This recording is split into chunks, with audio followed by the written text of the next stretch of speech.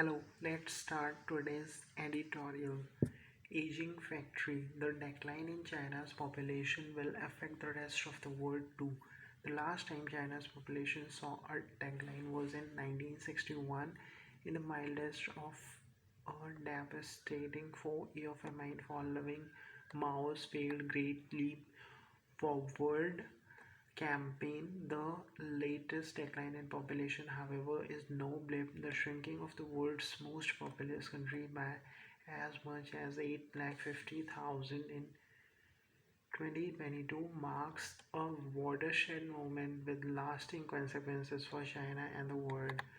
Beijing announced on January 17 that births in China last year dropped by more than 10% to 9.56 million, with 10.41 million deaths.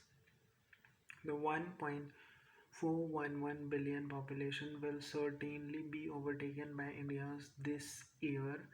China's population story holds lessons for countries that have tried robust interventions in social engineering.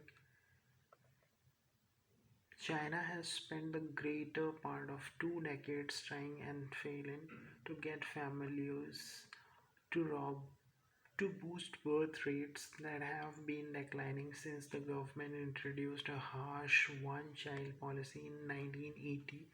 The belated introduction in 2016 of a two-child policy to course correct was not met with the enthusiasm that planners had expected for a relaxation announced with fanfare. A government survey found that 70% of would not have more children, citing financial reasons. China's economy is already feeling the impact of demographic change. The 16 to 59 working age population 2022 was 875 million, a decline of around 75 million since 2010. Wages are rising and labor intensive jobs are moving out predominantly to Southeast Asia. The above 60 population, meanwhile, has increased by 30 million to 280 million. The number of elderly will peak at 487 million by 2050, 35% of the population. China's National Working Commission on Aging estimates spending on healthcare for the elderly will take up 26% of the GDP by 2050. Signs that our China is already on track to follow Japan's example of a prolonged period of shrinking workforce with declining growth. As a paper from Japan's Research Institute of Economy, Trade and Industry pointed out, the proportion of child and elderly populations in China as of 2020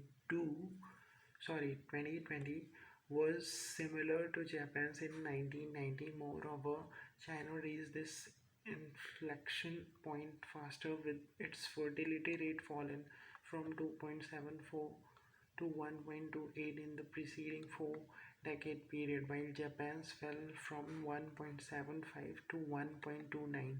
The paper pointed out that India's proportion of child and elderly population in 2020 was similar to China's in 1980, just when its economic boom took off. That was made possible only by making the most of its demographic dividend by investing heavily in healthcare and education to fashion a workforce capable of powering what would become the world's factory. Thank you very much.